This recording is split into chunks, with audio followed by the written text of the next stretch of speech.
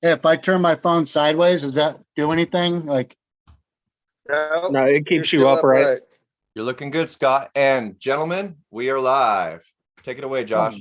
All right, ladies and gentlemen, welcome to Arm Wrestling Showcase number 13. You all know our host, Kane Fontecchio with Alpha Empire Arm Wrestling. Myself, Josh Edwards with Nowhere to Run Arm Wrestling. Tonight we have some special guests.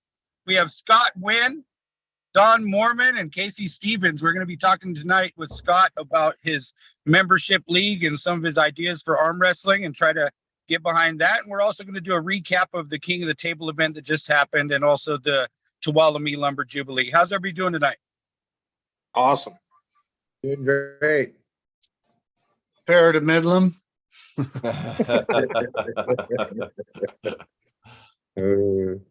Right on, man. It's good to have you guys, and thanks for jumping on last minute.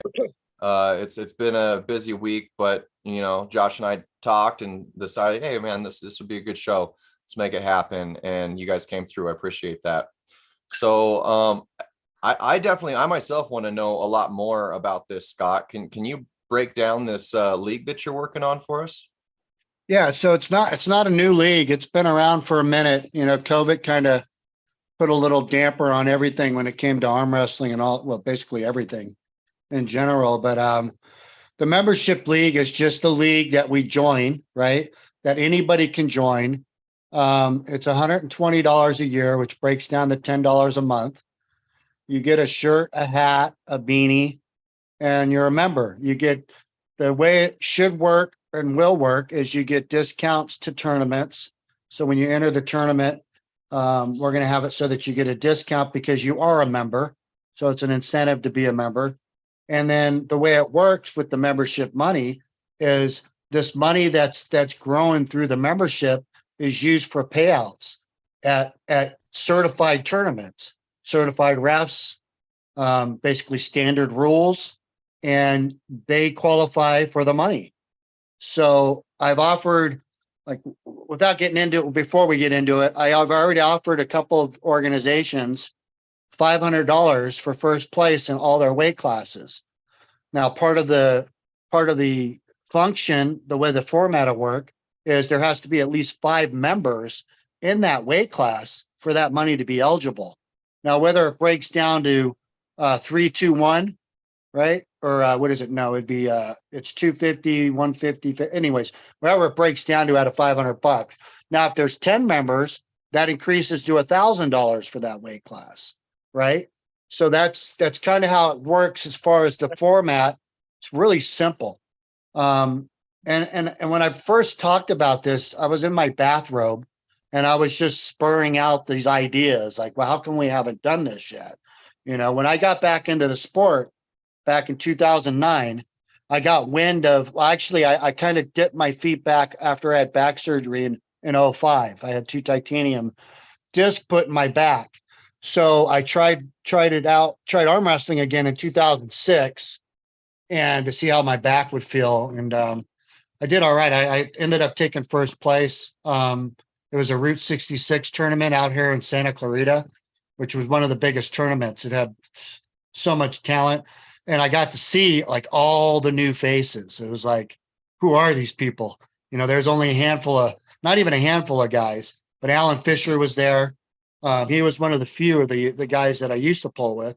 And it was Jake Smith, Jamie Sheldon, Harold Ryden, Simon, guys I knew nothing about, nothing. Because I dropped out of the sport in 87. I mean, not 87, in 97 due to an injury to my back. And then also getting married, having kids, and that kind of pulling me from the sport and spending extra money on that hobby at that time. So I kind of was out of the sport for pretty much 10 years.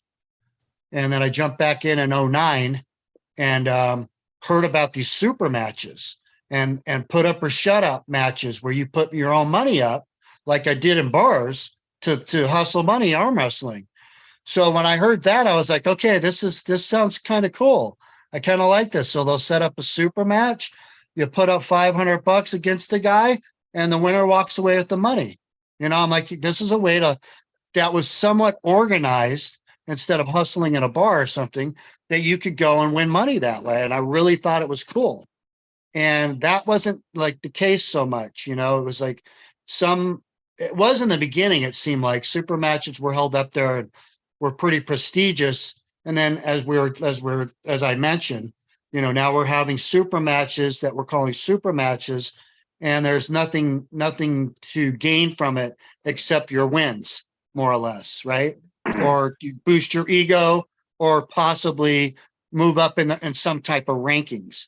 But I think it's more of a challenge match, and you could still have it boost your ranking, but it's still a challenge match. Let's just keep the difference between those two levels to super matches or monetary value, some money or a really cool prize, a belt, you know, something pretty cool, like something that's legit, not a homemade trophy. You know what I mean? That's my opinion, you know, and from being in the sport for as long as I've been in it, I literally have seen everything, all the gimmicks, all the little things that people have tried to do that just hasn't worked. And all the way to the big time guys like Robert Drink and WAL. They didn't succeed. And there's a reason. And it's not that hard to figure out. So, and my heart tells me not to give up on this concept that we could do this ourselves.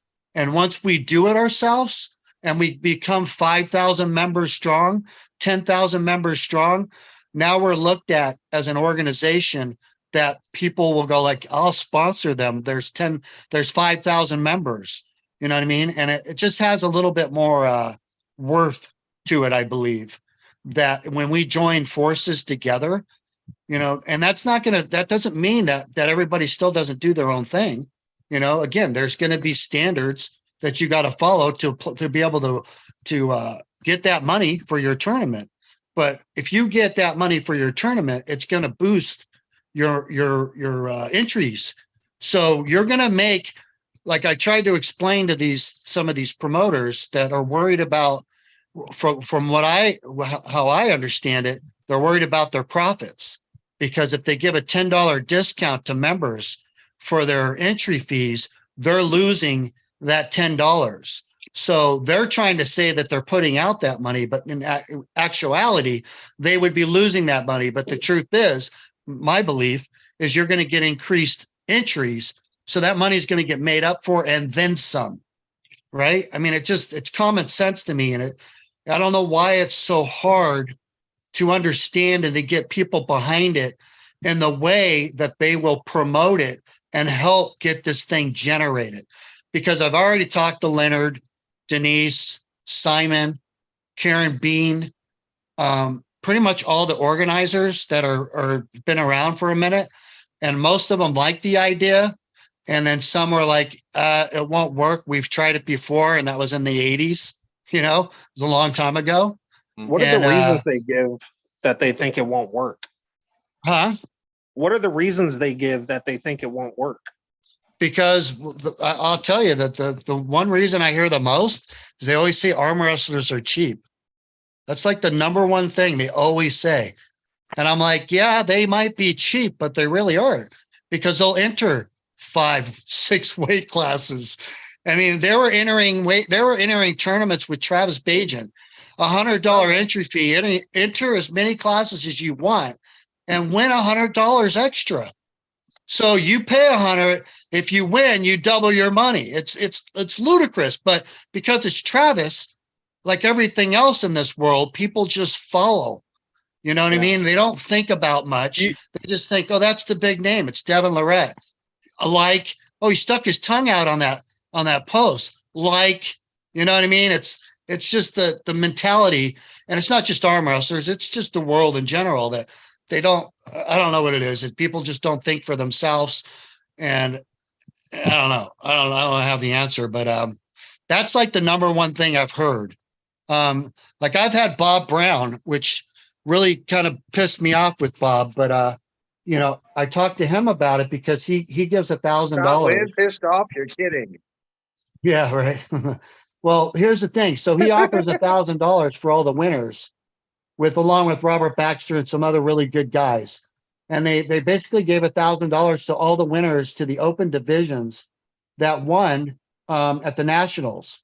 So if they go to Kazakhstan for the worlds, they're going to get $1,000 towards their trip, which is awesome. But I talked to Bob about this membership league, and Bob's like, it won't work. I don't think so. And I explained to him, and I said, Bob, why won't it work? And then he had no choice but to say, okay. And I said, can you talk about it a little bit? Because people listen to you, Bob. You know what I mean? You have a lot of influence out there. And he says, yeah, I will. And then he didn't. He didn't do it. And that's happened with a few people. They're like, they're 100% behind it, but they won't get behind it. And I don't know why. You know what I mean? Because it's not just going to be me running it, right? It's going to be a governing of bodies, right? Like any company. And all members will be able to vote on certain things. You know what I mean? So it's going to be, and I don't want to use political words, you know what I mean? But we'll have a democracy. We'll have a board of people on there that make decisions and to keep everybody honest and to make this thing better and better. You know what I mean? So you are looking to affiliate with other promoters then. So this would be the league. 100%. Yeah, Okay. absolutely. Yeah. I And think this is worldwide, right? This is worldwide. So the way it would work, and this is another guy.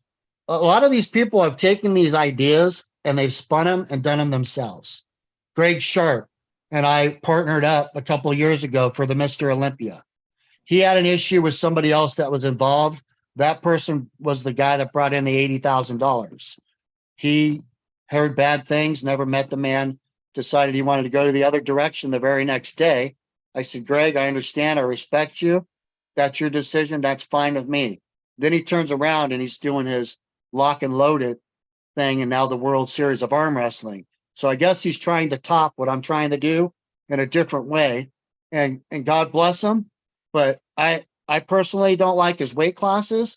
And right now I'm a little disturbed that he's promoted his second round and still we haven't seen the one that he filmed that we were not allowed to film.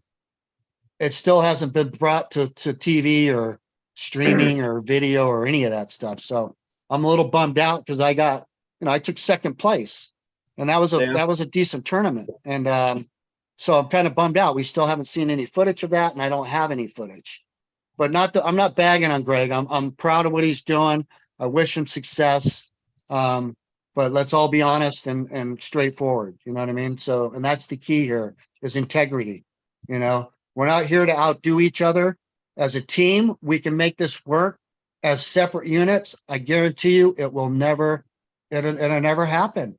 It just won't. We need to be unified. And as right now, there's just every weekend there's somebody new throwing a tournament.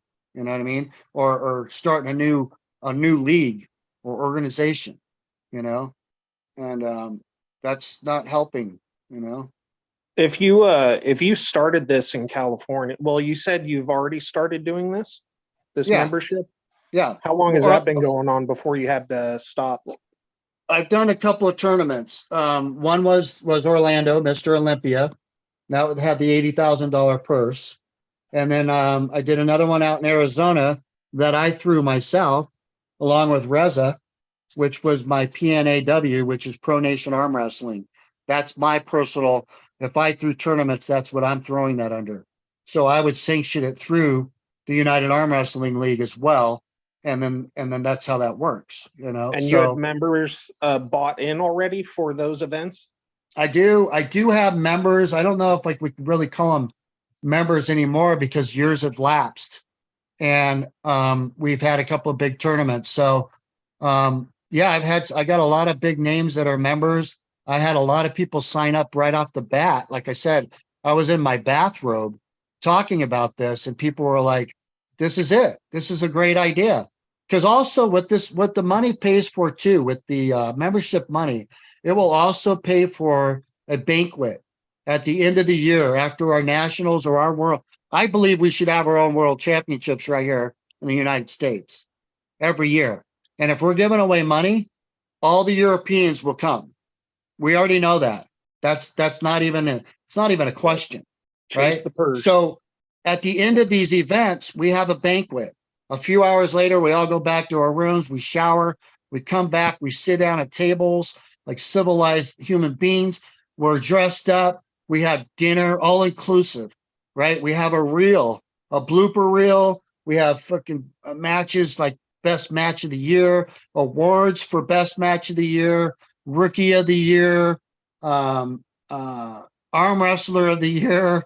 All the points winners get their awards and their cash payouts, which means that amateurs that win their in their weight divisions, when they take that cash, basically they're advancing. And if they won that anyways, they should be advancing, but they're going to get a cash payout and become pro. They're going to move to that next level, you know?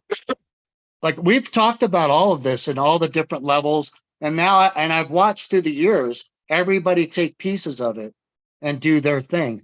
Like you guys are even, and you guys probably didn't know, but the whole team thing has all been discussed within this league to have team competitions. Because my goal or my dreams is to have professional arm wrestling teams, like professional baseball teams that compete against each other. You know what I mean? To have, like I've said, a millionaire is out there going, I wish I owned my own professional athletic team. And if they owned an arm wrestling team and they're badass or whatever, we just say that we're at that level. It's definitely seeable and possible to see arm wrestling teams throughout the United States, throughout the world that compete and are paid to do it. You know what I mean? That are owned by huge corporations, you know? Speaking about that, just backing up a little bit, I don't see how people could think that arm wrestlers are cheap. I mean, show me another sport, show me soccer, show me basketball or any of these where they pay to travel and pay to compete every single time. It's a rare sport in that alone. That's why I find that the people that do it actually, you know, stick with it, and why, you know, Casey and I from the beginning were told, oh, we'll see if you guys are around in a couple of months, but that was a couple of years ago, you know. So Sure. I think it is a niche sport for that reason, but I definitely don't think the guys are cheap. I think that the people, I think that your idea is amazing. Like I told you that when you first told me about it at Grindr last year. I think it's a great idea, and I think more people should stand behind it for sure. If we all want this sport that we love so much to grow, then we do have to get together and we do have to, you know, build something up. We got to back each other. Yeah. You know what I mean? We truly got to back each other in a bigger way. You know what I mean? It's Okay, not so- shouting the guy because he got to win, you know? Okay, so I'm wondering if you guys are going to back me to kick Kane's ass in this weekend. You got a Of tough course. one there, buddy. Hey, Don. Hey, Don. Is that backwards? Whoop you! I guess you got threw the cup at me. Hey, so yeah, no, I agree too. This is all amazing, and it's cool that you've worked out so many of these things and kind of got it going. The biggest difference between now and the 80s, when people are promoters or whatever are saying that they've seen it done, then is there's a lot more community interactive elements. Social media. You know, and I mean, North versus South proved that. We're proving it all the time. Yeah, by getting out there, spending our own money, kicking the doors open to the community to come together and make things happen, you know. And yeah, I think it's a really great time to get this going. And in terms of everything else, like getting sponsors involved or even getting promoters involved or people that are throwing the events that you want to be affiliated with, I think the community bringing in the raw numbers will attract that, because, you know, even if, like you said, you've thrown your own events or you did your own in Arizona, if it could be really bulked up and rejuvenated from the community and from the ground floor, I would think that's when a lot of the other promoters, both in the country and outside of the country, would start getting involved quickly. So here's the thing, right? So Arizona was a tournament that I was approached from another promoter that does cage fighting. And he said, hey, I want to throw an event. I want to do arm wrestling. can you run this event for me? I said, yeah, I can run it. So he paid me to come out there and put an event on for him, right? I got him to guarantee me prize money. It was 300. It was 3-2-1 for payouts. The local Arizona guys didn't show up. They said $50 was too much to pay for entry fees, that they couldn't afford it. I said, you can win $300. You pay that at the tournaments you can't win money at. You pay $40, you can't win any money. So why? I mean, the mentality there was like, and one of the things was, is somebody was throwing a backyard barbecue and doing rankings matches for Arizona rankings. And we're just like blown away. Like, you're kidding me. And the trophies, bro, were badass. Some of the best trophies, period, in the last 5 years. Easy. Probably until back when I used to pull in freaking the 90s. Like, their trophies were really nice. And the money was there. We had to reduce the amount because of the entries, but we still had cash payouts. And we got a lot of new people into the sport. The Mata brothers are into the sport now, and they're freaking really good. They're kids, dude. The one kid was only 12. He was up there competing against his brothers. It was really cool. And then the guy that did the live stream, better than any freaking live stream we've seen so far that you've paid for. And the guys announcing knew nothing about arm wrestling and sounded better, not better than everybody. I won't say that, but they were really good. Like, the way they were describing us arm wrestling was pretty freaking good, man. And it was a free stream. And unfortunately, I don't have the clout or the name that carries the kind of people that just follow you because you're Devin Lorette or Travis or Michael Todd, so unfortunately, or the backing or support to push it and share. And you know what I mean? It's like, it's almost like people are resistant. You know what I mean? I hate to say it, but it just, I don't know. It's just weird. This sport's a very dynamic sport where the way people think is really odd. We have so many arm wrestlers out there that don't leave their town. They will not leave their town. And why would they if it costs them money? But when they have the local tournament, they're there. So the numbers, Corey Miller's kind of proved it with his little, not a little, but with his rating system, right? Look how many arm wrestlers are on that thing, man. It's freaking nuts. And I know we have over 10,000 arm wrestlers in the US. It's just they don't come out of the woodwork, and we never meet them unless we go to their town. So they're there. And if there was money to be made in this sport, it will grow, guaranteed. And if we promote it outside of our circle of arm wrestlers, it'll grow. We put flyers up at the gyms. You get it on the newspaper or on the news. You know what I mean? These guys don't do this shit. Very rarely, Denise will get it on the news. Like, she does it. And that's because of the convention centers doing it, giving them a spot to promote, because they're promoting all the events, So I don't know, man. Like I said, this is to me, like, I talked to Devin, Travis, all those guys. They're like, this is fucking great idea. They all love the banquet part, because that's so cool. If we all get together, and it's just like, we're the real deal. Devin was like, I just got too much on my plate right now. I got too, and he does. The guy's everywhere in the world. Everybody wants him.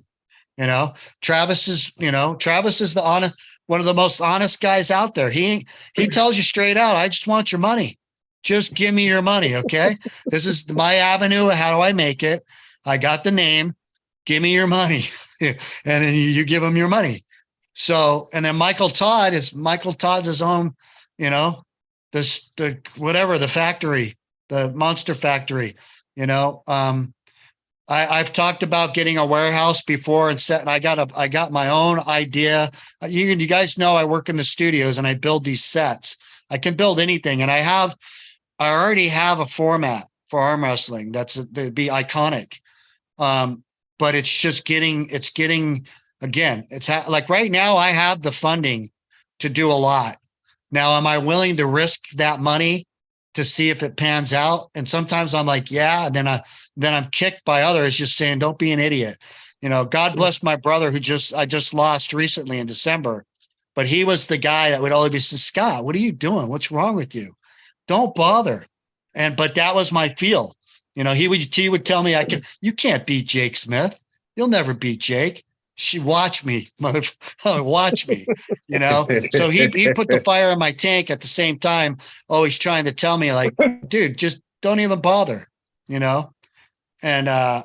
I'm not giving up yet. Like I said, one more year, like Devin says, one more year, I'm going to give this a try. And it's either gonna kick in or it's not, Well, I definitely believe the idea could take off. I think the biggest problem is getting people to step in with that initial buy of the membership, because they're wondering, well, if I'm an average arm wrestler and I'm paying $100-something a year, what am I getting out of it if I'm not winning all the time? So what would you say would be the worth they're getting for putting their money in, say, as like an average arm wrestler? You're getting a hat and a shirt and a beanie. You can pay $100. There's half your money. That's half your money right there. There's right? Exactly. Now you place one time, third place, you pretty much got your money back. Okay. Now, another thing is the quality of the tournament. You belong to a club without club gear. What? Exactly. I said, you got to have that gear. So you got to, when you buy in, you get a little gear. So you're a member of the club. Yeah, right. Exactly. And then, eventually for guys like Michael Todd, we'll have like a discount for gear. Mm-hmm. I'm kidding. Look. Hey, them Florida guys, different gear. Them Florida guys, I love them. They came out, they charged $40 for their shirt. I bought it, no problem. But that's what I'm saying. A hat, a beanie, and a shirt. I mean, that's $100 right there, no problem. If somebody's going to complain about the pennies, I mean, those are pennies. We're Scott's idea is looking way past pennies. If people are going to be concerned with the small fries, Now, speaking of that's where most of the people are going to be thinking is like, what am I getting out of the money I'm putting in? Yeah. Right. And you're right. Offering stuff like that, offering like say like a viewership to a live show that not everyone gets unless you're a member. That too. That is part of it. You would get a discount to any pay-per-views. Right. Or you just get it automatically. I don't know yet, but those are the little things that all will work themselves out as this thing rolls out, right? But you brought up Florida. So Florida and those guys, me and Chance Shaw had a talk about this on my podcast, the Best Damn Arm Wrestling Sports Show. And we talked about this whole membership thing, and Chance loved it too, right? So and then shit happened, COVID happened. And then these guys now decided that they're going to have a United States Arm Wrestling League. Mine's the United Arm Wrestling League. Theirs is the United States Arm Wrestling League. Leonard and Denise are the United States Arm Wrestling Association. So what they're doing there is, and again, my opinion, is they're trying to, again, take an idea that I'm trying to manifest and screwing it up by doing what they're doing, right? Because their goal is to take their team and compete all over the place, which I've already talked about, having team competitions. But they're also doing it where it's their team that travels around, and then they put the tournament under their United States Arm Wrestling League, not Florida Arm Wrestling League. So they're basically copycatting what I'm doing, but without doing the membership yet. Yeah, right? the biggest difference I see is all these other promotions and I guess leagues per se. They're very competitive with each other, and people are choosing which ones they want to compete in. And you're not trying to do something that competes with any of these. You're trying to do something that they can all be involved Utilize. in and benefit. Right. 100%. I think that's really cool.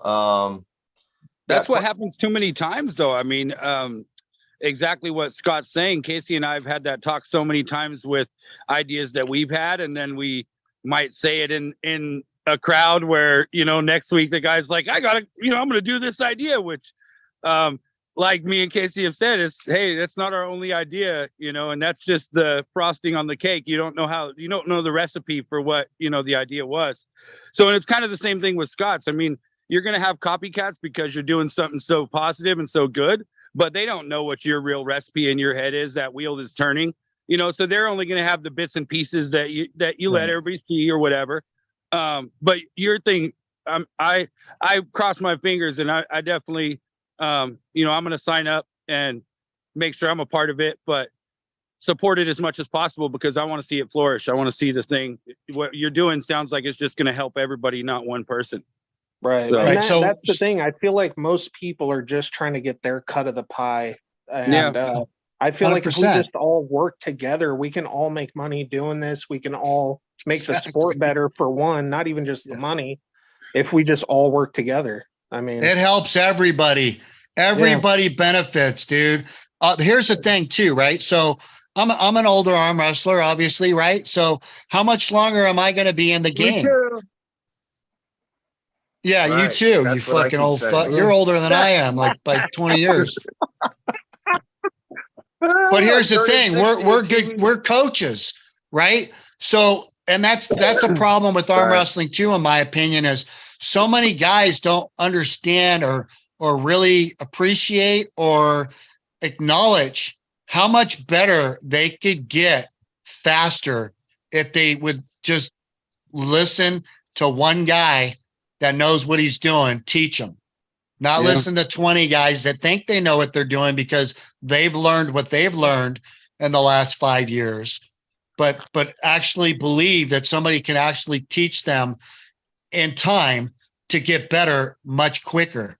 So in the future, for me to be a coach, Devin Lorette to be a coach, Travis, all of that benefits all of us if the sport grows. If this becomes a real professional arm wrestling team, they're going to need managers, coaches, what do you call them? People that take care of you. What are right, they? like a real sport league. Like a real professional sport. Yeah, dude. And Yeah. Yeah, promoted, I've promoted already- as such a lot. Yeah. that's one of the things that I've also said that I think would make the sport pop is having like, you know, how the UFC has like the ring girls and then they have a corner man and like a team in the corner. Yeah. I mean, I know that sometimes you see a guy, you know, massaging somebody's arm, but if it was like more, you know, team based and like a unit when they go up there, yeah, like they have a corner man and they have their coach and they have, you know, right there with them, and round 1, round 2, round 3, these are, you know, different, you know, priorities. I see what you're doing out there. The same thing as any combat sport. But Yeah. we, you know, we kind of go out there and then it's like you turn around and it's like, oh no, nobody's behind me. You know? So I Nobody. think that would help people too, you know? Yeah, it's lame, dude. It's still pretty lame, man. And when it Yeah. comes down to it, I mean, like your guys' thing you guys did at that brewery was freaking killer. I was so impressed how it was set Thank up. I mean, you guys did a great job, man. And that's like, I don't know if it's your first one, but you guys did a really good job for not really ever doing it, you know? So, you know, and And I'm we not did it- knocking anybody, but again, the more cheesy we look, that's just the way it's going to look. I mean, like the rules, some of the rules need to be updated. There's a lot of stupid shit still that's lingering, you know, we got the old timers that are trying to stick behind their mindset of their rules rather than go, you know what, maybe we should just tweak this one rule a little bit and you won't be able to sit down on your ass and arm wrestle. You know what I mean? When you should be standing up with the bent arm. So there's a lot of little things that need to be tweaked. And that's part of my organization. My rules are a little different. You know what I mean? So I you know, that's just, again, my opinion. And I think that those are part of the problems. You know what I mean? People watch arm wrestling and you guys could probably attest to this. I know guys that I show at work, they'll be like, are you allowed to do that? That's like the Right. number one thing I hear. You know, are you allowed to do that? And it's just like, and I explained to him very simply, it is wrestling, but it's through your arm. And your circle is that pad. and your elbow has to stay on it. And that's just like wrestling. You got to stay in that circle and wrestle. That's my analogy. That's Yeah, a for really sure. cool way of looking at it and explaining it to new people. We do have a few people in the chat. Let's say hello to a few. We've got big Alan Hadzi Pesek in the chat saying what's up. And he said he does hear often people complain about spending money in the sport. And I think it's a dynamic that goes kind of both ways, because I agree with you as well, Josh. In this sport, as opposed to other sports, we are very self-funded. Let me address that real quick, right? Yeah. So I've heard him tell me that too. And Alan, here's the thing about having the difference between having a tournament and a bar to a convention center, right? So the convention center is professional. It's a stage. We are on a stage and we're highlighted. At a bar, it's not the same. Sure, you don't have to pay for parking. Sure, it's maybe a little bit more accessible, but I know the fees add up. But in the long run, if you really want the sport to look like a sport, then that's what you got to do right now, right? Until we get paid. Of course, Alan, if you went there and won $500, you wouldn't care about that, but probably $100 that you had to spend to get there and pay for parking and the outrageous food prices. And, it adds up. But if you could win some money, you might not, care as much. Just like to fly across the country. If you can't win any money and then you're getting that bill at the end of the month and you're going, damn, I forgot I spent $600 to go fly to, freaking Oregon or wherever, if you want some money, like when I just went to Virginia, I came back a happy camper. You know what I mean? Anytime I come home with a little cash in my pocket and maybe a first, second place, third place medal, I'm pretty happy that I went on that trip and had a good time. Got to see all my buddies, some guys I haven't. Virginia, it was freaking awesome seeing people I haven't seen in so long and meeting people I've never met before still. So as you know, that's one of the best part of this sport. But when it's on your dime, it gets old, man. It gets old. And again, of course, you're traveling. That's the best part. You are getting to see different parts of the world. But is it worth it in the long run? You start to say, fuck, if I spent $5,000 last year in arm wrestling and I won 100, it starts to make you think like, am I a knucklehead? I love this sport, or is it just a hobby because it's costing me money? I'm not making any money at it. So those are the questions that go through your head. And that's got to change. Everybody can keep having their garage pulling. Practice is still going to be the same. The only difference is when you go to a tournament, it's a different level. You know what I mean? And that level has to be upstood, if that's even the right word. But like Alan was saying, as far as it getting expensive, it does get expensive, but that's the difference between being on stage or being in a bar, Right. Yep, definitely. Well said. And we do have the left-handed king of Cali in the house, Mr. Tony Tomlinson. What's up, Tony? You're muted.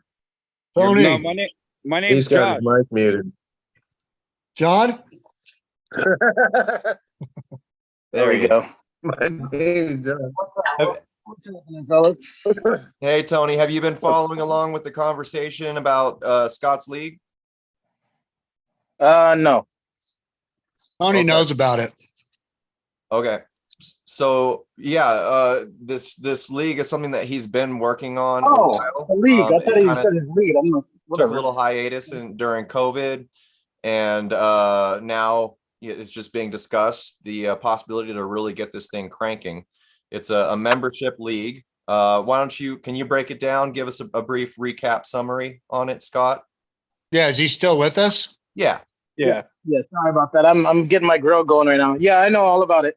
I know Yeah. all about yeah. What do Let's you see know your about real it? grill. Let me see that smile. Yeah, boy. What happens is I think what Scott's going on has going on is a really good thing. It can be a really good thing, but I think people need to trust in it. And I think there has to be more people included that people can trust in, bigger names for sure. But I think it has to be proven. It hasn't, like, nothing's happened with it yet. So to be honest, I think it's in its infancy stages for sure, like preemie infancy stages, and it can get big. We just need to get people involved. That's all. Right. Yep. And what a good time to do that. I mean, right now there's just so much going on community wise, you know. Take this show, for example. There's a lot of these shows and platforms that the community are all starting themselves. And now we have the ability to really push something like this. And Casey, I want to comment on what you were talking about, because I agree with you. And I do think in terms of the concerns for a lot of people that are going to have stepping in, and the majority of those people that are going to have those concerns are not the Scott Wynns, not the guys that are going to be probably hitting the podium at each of these. Yet that population is the majority of the population that is getting involved in tournaments. So it seems to me that we need to take these opportunities to really inform why it's benefiting even them as well, not just financially in the long run, but yeah, see, part of me like the hat, the t-shirt, the beanie, that's all like cool and everything. I think it's cool to get the swag, but I definitely wouldn't want to. What I mean to say is, I think the payouts that those memberships contribute to is really cool as well. You're putting money into the sport, into the league, and that should be protected. But there's so many other creative ways as well that I think makes it worth it for that large population to want to be involved. I think there's a huge community right now from the grassroots that just want to be involved in something. So, I mean, even if that's access to different platforms of the league, I don't know, like I'm just spitballing, but between, you know, rankings, pages, you know, things like that people can actually be a part of, and also be informed that financially this could be better off. Like the way you broke that down, you know, did I spend like $5,000 on all these random tournaments that like have these large entry fees and very small payouts, you know, and how could this change that? And that's where we can promote the crap out of it, you know? So like Tony said, right, it is a trust thing, right? Because we've already had organizations that just fell through, you know, UAL with Robert Drink. There's a guy that had the money to do the exact same thing I'm talking about, except he had the money already. So the dude, he would have killed this. Like, this would have been his return that he was so worried about as he kept putting out hundreds of thousands of dollars out of his pocket and his company, that I'm sure he wrote off a lot of it off. But regardless, the dude, he had the best thing in a long, long time. Like, he had the class, the classiness, and the ring girls, the events, and big spots. You know what I mean? There was a few in bars, and those were fun tournaments too, but most of them were like pretty nice spots. And then he got butthurt, right? Because of the community not backing him, and with his contracts and trying to corner John Brzezinski and a couple other arm wrestlers and tell them that they couldn't arm wrestle that wall to win $50,000. You know what I mean? It was like, no, we're not going to back you anymore. We're going to back John and the other guys. And so he walked away. He handed everything to Bill Collins. I've dealt with Marvin Cohen. We've all dealt with Marvin Cohen. Bill has many times on huge events. Leonard and Denise have. We've all had our so-called ups and downs with Marvin. He still did the biggest thing, and those events were still some of the probably in the top 10 events still till this time. But he's what do you call? He's like the Black Cloud. He's the Don King of arm wrestling, right? So there was an event back a few years back that was going to be at the Brooklyn Bowl in Las Vegas. And me and Tony had talks about this because Tony kind of blamed me a little bit with the, with the right intentions, but not knowing the background, because all I was doing was letting people know that this shit was going on behind closed doors, because Marvin wasn't really putting the word out, and this thing was creeping into, 2-3 weeks out, and nobody really even knew about it, just like Mr. Olympia, right? So that tournament, after all this advertising, going to UFC, meeting fighters, meeting big other stars, doing like video footage with them, all this shit ends up falling through because he tries to bring in the guys that are signed with WAL, and started the Brooklyn Bowl started advertising this, and they were immediately called cease and desist, or we're going to sue you. You cannot put these guys on your advertisements. Well, they're signed athletes with us. We will sue your ass. So that immediately put a stop to everything in the venue. I don't know if you guys have ever been to the Brooklyn Bowl in Vegas, but it's sick. It's bad. They have concerts there.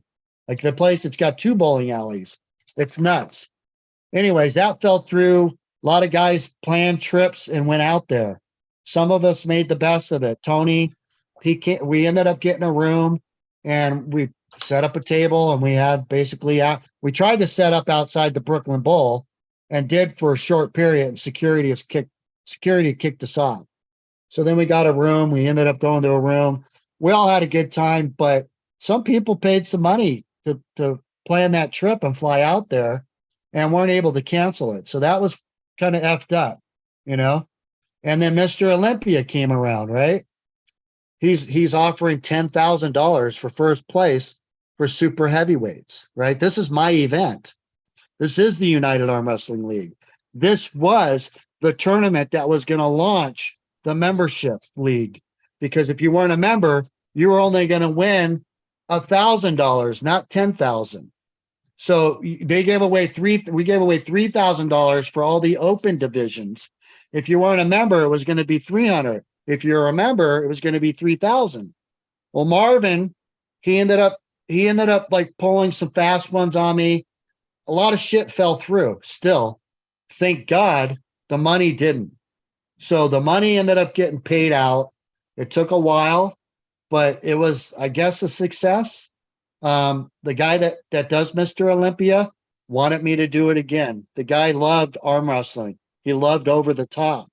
The guy was just a fanatic and a fan, and wanted me to do it again. So this year it was going to be in Las Vegas. I should say last year now. And a lot of pressure came upon me. I was having issues with family, with my brother, and then work. I had a workload that I couldn't walk away from. And I had people, other guys that are in arm wrestling, say that they were going to put in X amount of money and that they were going to help out. And they kind of flaked at the last minute, or they couldn't do it. Let's just say that. And they did wait till the last minute. And it was kind of a bummer, because some of them had their own events that were close to that event, and they were worried it was going to pull from their event. So it was kind of a disappointment, it shed a little light on who they were. So I ended up I wanted to get everybody involved, because I still wanted to have the banquet, because it was at the Venetian. So the event's at the Venetian, right? And again, we're trying to get money, good payouts. Not like last time, because that was a lot. That was $80,000. And the women had no entry fee, and they got to win $3,000 each too. So, and there wasn't that many women, but that was Marvin's idea. That was, the dude has his own, he thinks his own way. Anyways, long story short, that event took place. It was somewhat successful. The next event, I had to go and say, you know what, I'm going to have to hand this over, because I can't pull enough people together to work together, that are willing to work together to make this happen. So I asked a few other promoters, you want to take this thing over? Let me think about it. Let me get back to you. And they waited weeks, and they finally got back to me. Yeah, I don't think it's a good idea for me. No, this. So I said, you know what? I'm going to call Bill Collins in, and Bill was already one of the guys that was on the group to be a part of it. Him and his son, Chris, and as well as Leonard and Denise, and anybody else that was like James Reed. A lot of people I wanted all to help out with this event, right, and benefit from it. And it didn't make sense for me to try to still push it and put it on without any payouts. I couldn't do it.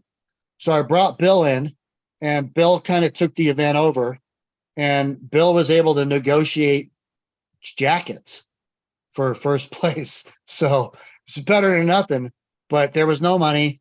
The event went on. I don't know if some of you guys went to it. It was in Vegas, and it was all right. Like he said, he ended up doing all right. You know, You're talking about Mr. Olympia? yeah, Yeah, that was cool. I was there. yeah. Yeah, that was a really good one. So question in terms of right now in this moment in time, what kind of help, what type of individuals do you feel like you're needing to actually assist bringing this to fruition? Support, believe in it, and support it.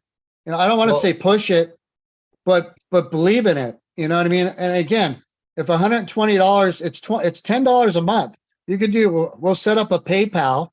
You know what I mean? That's one meal a day out of your month. So, and again, you get half your money back just in the merch. So, I say push it, support it, share the fuck out of it, because that's not what's being done. That's it. Like I said, Bob Brown said he was going to talk about it, and he didn't. He zipped his trap because he's in with other organizations. I don't know why. All I know is it's going to benefit those other organizations. So there's zero reason not to make this happen. You know? So right. Well, from the community level, yeah, I get that. We are like, and I'll be one of your first ones today to if you've got a link or something to sign up and put in my payment. But is there, you talk about a committee, it sounds like you're talking about promoters, maybe people to help promote. Is there like 2 or 3 types of individuals you're needing help from to help launch this currently? Well, here's the thing, right? So web pages, yeah, you know what I mean? Sure. Yeah. All of that. I mean, here's the thing. This is open invitation to anybody to get involved if they want to be part of the league that has a percentage of it.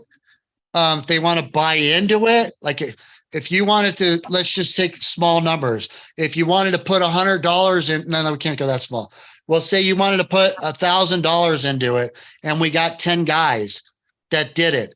They would all be a part of the United Arm Wrestling League. So now, as this league grows, say 5 years from now, when we'll go 5,000 members. If we all get a percentage, okay, we'll say 1% of that 5,000 members, which equates about close to $620,000. What is 1% of that? Anybody figure that out real quick? 1% of 650? Yeah. 650. Yeah, 650, I think. Yeah. $650? Yeah. Is that what it is? 1%. Yeah, I believe 10, we'd be looking at 6,500. Right. 6,500. Yeah. Per person. So at 1%, you're looking at $650 return. Let's just say that's every year, right? You would get your money back, right? That's a small number, right? Now, if you're at 10%, then you're at 6,500, you said? Is that what it is? 650,000. I was wrong. It is 6,500 is 1%. Yeah. Right. That's what I thought. So Right. 1% is You'd be up to $6,000. 65,000 for 10%. Right. So your investment, you just fucking killed it. Right. You invest $1,000 and you make 6,000 back. Now you come out ahead $5,000. Not Right. bad. Not bad. Yeah. And that's just putting in that amount. Right. For sure. So the door's open, man. The door is open. Invest in it. If you believe in this, freaking invest in it then, man. Because if we get up to 10,000 members worldwide, right? And I didn't finish explaining. So any other country that joins the league, their money stays in that country. So every member that joins in Australia, the money stays there. So if we fly to Australia, we're members, but we can go win the money in Australia. Follow me? Yeah. So that's how that works for it to go worldwide.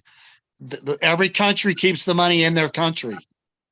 We travel, we can go win $3,000 for first place. The goal is to place down to 5th place, right? So if you take 5th place, 4th or 5th place, you're still winning $500. Hopefully it's $1,000, right? Yeah. You get down to $1,000, 4th and 5th. Now Tony Tomlinson shows up to a tournament and you're like, fuck, I can't win. I don't want to pull. Why would I'm not going to waste my money. Fuck, if I could take 3rd, 4th, or 5th place, still in the money. Yeah. I mean, I'll beat Tony all day long. I'm just using Tony as an example. Man, you and somebody else is dreaming together or something. I'm not sure about you. Hey, what's your name, Tony? Is I there like an your idea. active? Is I there? really do like your idea, but Yeah. like I said, it's just a trust. There has to be some kind of initiative. Even like what you're saying right now, that's good stuff, right? But people don't typically see that kind of money, or when you're dealing with a bunch of people that don't invest. There's very few investors in arm wrestling. I'm almost guaranteeing it, because we're just working class people, maybe a very little savings, And I mean, it's going to take some people to get in there and actually that's good stuff. Money, just trust in it. You have to have some people to trust in it. So, Well, I think in a way, this structure, you can kind of see it as investing in yourself and investing in the sport at the same time, as long as that league is showing that your money is getting put to good use. You know what I mean? Like, Right. so say me in California, I want to be a member of this, but I kind of want like a certain amount of events happening semi close to my area, like every other month or something like that. That would show like, oh, okay, so I have a chance to win these things in my area every so often. $100 ain't worth shit, because I've gone to tournaments and spent over $100 to compete and won nothing and had a great time. I would be more than willing to drop that for a year's worth of value. Right. As long as that league's using it correctly. I don't think there should be more than 1 to 2 tournaments every 3 months. 1 tournament every 3 months, 2 months. Because when you're buying into something and you need to pay out, especially if it's just one league, dude, that's a lot of money to be paid out. Especially if you only have 100, 100 members, and you're throwing that tournaments, you're going to run out of money. It's not feasible. So. Right. That's why if you look at the number of 5,000 members and you get 600,000 plus, that's literally roughly about 50,000 purse for 12 tournaments a year, guaranteed out of that money. Right. Right. But that's not counting in outside money you can get, right? Right. Well, that's what I was getting to. So once we establish, if we get 5,000 members, I can pretty much guarantee you almost 100% that sponsors will be calling us to sponsor events, because the turnout is going to be big and the payouts are big. So now they're intrigued and think this is something we should be part of. Not when they sponsor now and they do it one time and they're one and done. Like, this did nothing for me. Why did I sponsor this? I agree. That's why I believe that traveling around to all these tournaments as much as you can is so important, because the more the aesthetic is shown as the big crowd, you know, from the outside looking in, the more you have the opportunity for those sponsors and people that want to get involved. If we have, you know, shows that, you know, not 100 people are showing up to, and we can't even get that consistent, then yeah, from the outside looking in, it's like, okay, you know, who's serious about this? It looks like a hobby, right? Yeah. Right. And very But the more that we can get those big crowds where everybody's screaming and yelling and everybody's like, hey, what's going on? And then that's where that, in my mind, that's where that team thing comes in so big, is because, you know, you have 5-6 guys in matching, you know, outfits and you know, jerseys, pants, shorts, whatever it is. And from the outside looking in, again, it looks like a team sport. It looks professional. So here's the thing too, before I lose that thought. So the team thing's awesome, but to be able to put your sponsor's logo or just wear a sponsored shirt, a logo on your shirt, which a lot of these leagues don't allow, like WAL and the UAL, back when Robert Drink was doing it, that's huge. To let the guys wear whatever they want. So that way they get sponsored by an electric company. They're freaking wearing their logo, man. Now these guys are like, dude, this thing was seen 1 million times on video or whatever. You know what I mean? It's like, there's their, you know, there's their advertisement, you know? Absolutely. Yeah. That's I don't huge. think any league should stop a person from actually having a promotion. If you have something on your shirt, or if you get a sponsor that can actually pay you money, there should not be a single league out there that to stop that. I think that's everybody's. I agree. Right. But because of television, which now everything's going to streaming. So that shit's gone out the window. You know what I mean? And now it's not like, oh yeah, we can't have your logo seen on this network. You got to put a piece of tape over your hat or whatever it is on your shirt. It's not like that anymore. So why they would try to force you to wear anything else when somebody's paying you to go and arm wrestle somewhere, you should be able to promote their logo. And even like the commentators should be talking about that as well as the podcast guys. You know what I mean? You got Scott Wynn sponsored by STP Oil. You know what I mean? It's like, if that's being promoted too, that's going to make them want it even more, you know, to be sponsors. Right. What's your opinion, Oddsy, on this whole? 100%. What's up, Alan? What happened? I didn't say anything. I You said, said you're what's going to up? share that cheese? Oh, I wasn't cheese. I was bread. Whatever. Really shitty store-bought Albertsons bread, but I love it. You got to get So- some of that Dave's bread. So, Alan, it sounds like even if someone was to pay the minimum cost per year for membership, say $120 for a year to be a part of this league, that's an investment in and of itself in that arm wrestler. And you know, it sounds like Scott's opening it up to invest more to get more out of it. Is this something that you would get behind? I mean, honestly, I'm behind whatever I can do to grow the sport. I mean, I even buy the core sports things every single time. I mean, even though like if I know they're going to be shit, or even if I heard that they were shit, or even like Tony bought it once and I still bought it myself. And and then he was like, well, why'd you buy it? I'm like, well, I want to help promote the sport. I mean, Totally. you know, everybody should be spending as much money as often as possible. Otherwise, it's like, how do they think it's going to work? But you know, it's Right. the mentality as it investment, is. for What's sure. so interesting to me is some of these people will complain about like spending $30 or $60 at a tournament. And I'm like, dude, if you wanted to join some softball league for 3 Exactly. months, it's going to cost you $60, not to mention if you have to get new shoes. If you have to just get anything, like anything at all, it's going to cost you $100. Like, what are you fucking talking about? And just for whatever reason, everybody's just unbelievably cheap in this sport. Like it blows my mind. Like people, they're like, they go to a practice and they're like, oh, it's just free. But it fucking shouldn't be. Like, but is just because the sport's so small. Like if I had 50 people showing up to my house every single time to train, I'd be like, all right, fuckers, we gotta do something. We're burning through chalk every single time. These tables are falling apart. Fucking, let's get some shit going here. Yeah. I think That's we what have I deal with. more arm wrestlers than even football players. Yeah. We have So more. yeah. For sure. Yeah, I don't know. I don't get it. I'm down for whatever.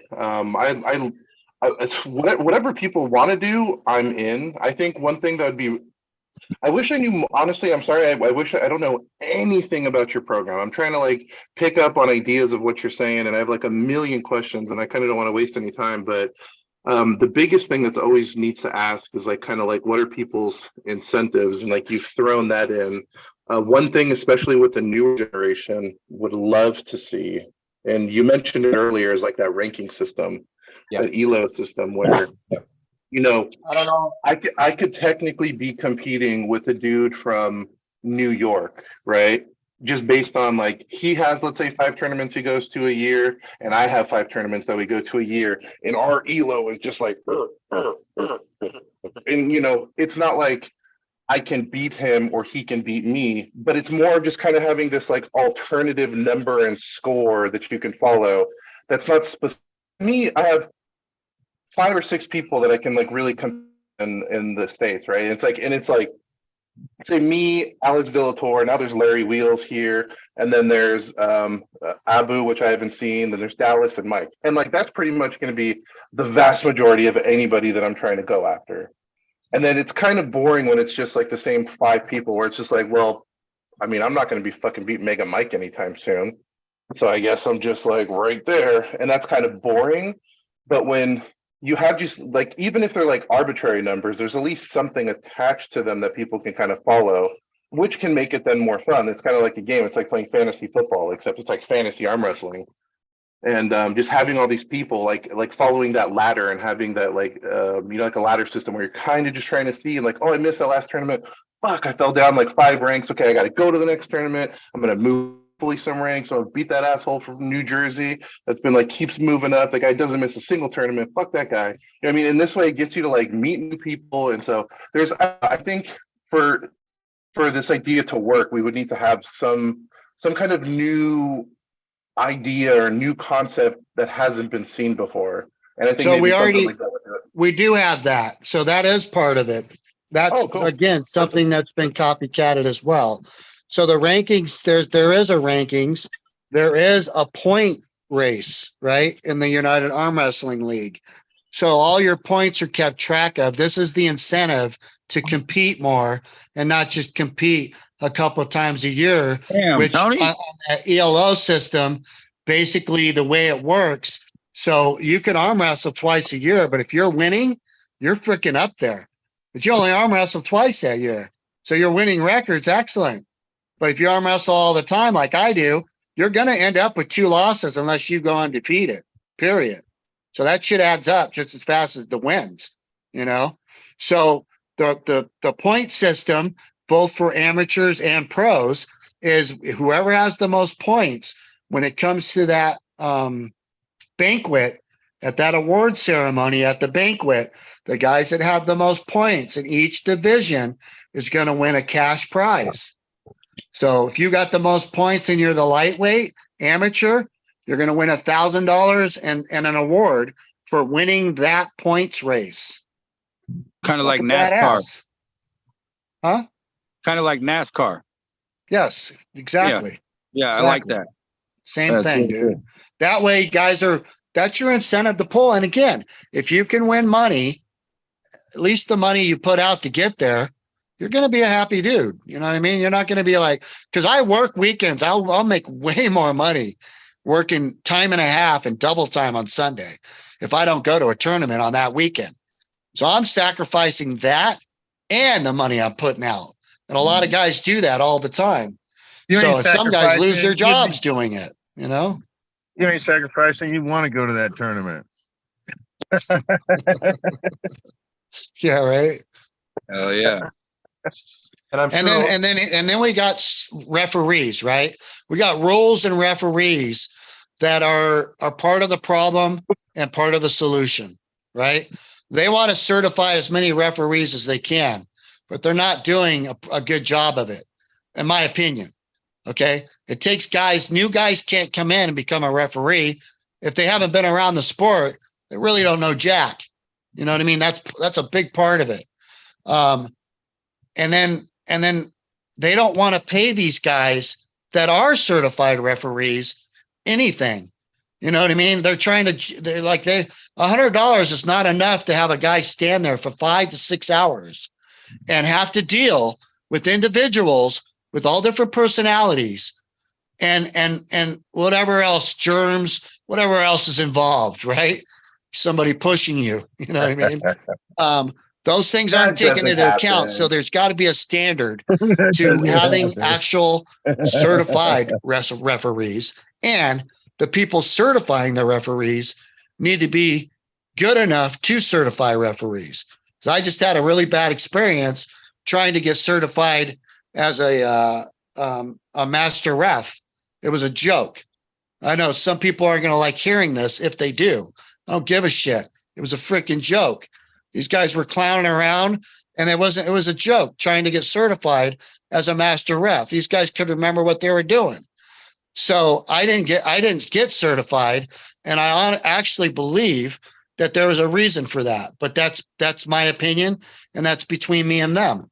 But the rules and the referees are the most important thing in any professional sport, period. They can change the momentum. They can change the odds. They can change they can change a lot of things, especially if it comes to gambling. So the rules and the officiating need to be taken a little bit more seriously. And I've said this before. It's not about the referees. You know what I mean? Some of these refs think that they're there to try to catch everything they can possibly catch. You know what I mean? Like they're going to get points for catching the littlest, tiniest thing that some people don't get called for, but others do. So those things need to be worked out. The bias, favoritism, that shit it's got to be corrected. You know what I mean? So little things, like I said earlier, some of the rules need to be tweaked. It's been a lot of years. The table hasn't changed much and the rules haven't changed much. And both, in my opinion, they could be modified to help out the sport a lot more. They really can. Yep. Again, that's my opinion. So I've told you before, you're definitely one of my favorite refs. Well, thanks. I'm not going to call any favors for you just because of that. I'm just kidding. Yeah, no, that's why I said no. That's. I mean, you seem to call what's important, and you are fair, but it's always a match, you know, when you're reffing, and it never gets like daunting, and like you said about some refs, like it seems like they're out to get points or something like that. They got egos. They got egos. They want to be. Yeah. They want to be the man, the main ref, the man. Right. You know what I mean? So they can have it. Like I said, and like you just said, I'm going to try to set up the match as fair as I can. Yeah. If you guys are fighting, I'm going to set it up as fair as I can. If you're fighting, you know what I mean? If both guys got the same, I don't know if, you know, if you're trying to get, you know, a little bit of an advantage, I'm going to even it out. Yeah. You know what I mean? I'd rather not foul you out. That's the last thing I want to do. And some of these guys are eager to do that. Yeah. And if I fly across the country, you know, it's going to bother me a little bit if you foul me out for some bullshit. Right. You know, especially if I watch the replay and you get to watch it and you find out you were wrong. You know what I mean? That was like Don the other day at Tuolomne. What I really enjoyed about it was that before the tournament started, you know, they had went over the repping that it was going to be like position gain fouls only. You know, those little bobbles aren't called and things like that. But, you know, there might have been an elbow foul here or there that people, you know, might not have been called, but all of those matches, you knew who was going to win the match. Like the match was let finish, and you knew who was going to win the match. So I really that's the thing too, right? With bobbles, it's like these guys you discuss before a tournament sometimes. Look, this is how we want to ref this. It's like little bobbles, but if there's 10 little bobbles, that's not okay. Yeah. You know what I mean? If there's a bobble here and there and no advantage gained, that's one thing. But when they're continuously bobbling or they're just floating with no pressure on the elbow, you gotta make the call. You know what I mean? So yeah, for sure. It's a fine line there too, but again, all I can say is if it's fair and the guy didn't win because of the minute elbow foul or his elbow skin coming off the front of the cup, even though his elbow is still on the pad, but the tip of his elbow is partly off the pad, which they call that foul all the time, and your elbow's on the pad. It's like, no, the bone's still there. It's the skin sticking out, you know? But yeah, I mean, it's, again, I don't want to lose because of fouls. I don't lose much because I foul out. That's me. But I don't try to foul. I don't try to cheat. I try to set up as fair as possible. And that's my motto, you know, that's just the way I am. Some people might disagree, and that's okay. Usually because they're intimidated, but I don't try to cheat. Never have. I can't, for me to walk away from the table thinking that I cheated, it's not me. And Don, motherfucker, he got a win on me because I laid on my arm after I pinned him, and we had like 4 freaking treacherous matches in a row to get one win.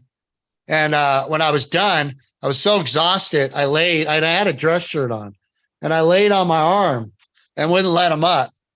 And his team was yelling at the referees. This is back in '86 at the World Championships on the Queen Mary. And they freaking, after calling me winner, they overturned the call and fouled me and said I used my shoulder. And that old bastard ended up beating me and got the win, dude. Hey, wait a Which minute. he'll never let me forget. You're making it sound like one time. I did get you 3 times. Oh, Probably. shit. Oh, he did. He did beat me at another tournament, which, crazy enough, was the first time ever arm wrestling on another table that had the hole cut out in the table with the pad inside the hole. Yeah. It was weird. Yeah, that It was a small hole too. Pretty trippy.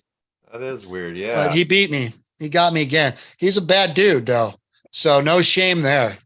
None at all. The only reason, hey, Scott, the only reason why I got you that 3rd time was because I moved first.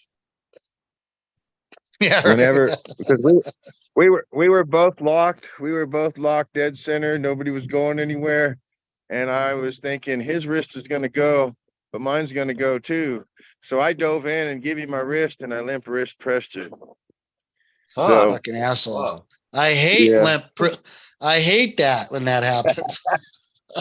well, you know what? I hate it too, but I had to use it. Yep. I've been a victim a few times. So Scott, are you still good with reffing Caleb and I on Sunday? Absolutely. Okay. Yeah, I'm not sure, but I think I'm reffing Dallas and Matt, Craig, David, Alan, Patrick. Right. Yeah, because that's what I want to talk to you about. When we had first talked a while back, I was really only starting to work on my match with Caleb. I do have a lefty with Don here. And I know that I don't know what you've been working on your end, Alan or Tony, but I know we've got a bunch of matches, and we do need as many refs. So I personally will buy you as many beers or do what I need to do to contribute, Scott. There it is. It's on video. Yeah. I got you, bro. You know, whatever matches you think you can contribute reffing to make it worth your while, you know, I'll help out with that. Sounds good. You know what we do?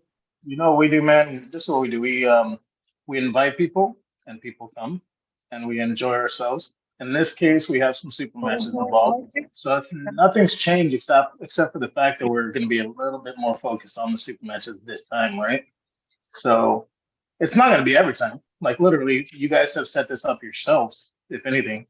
And then Alan here with his genius artwork was pretty awesome. It is. Ultimately, this is ran by all of us together, you know. So we need.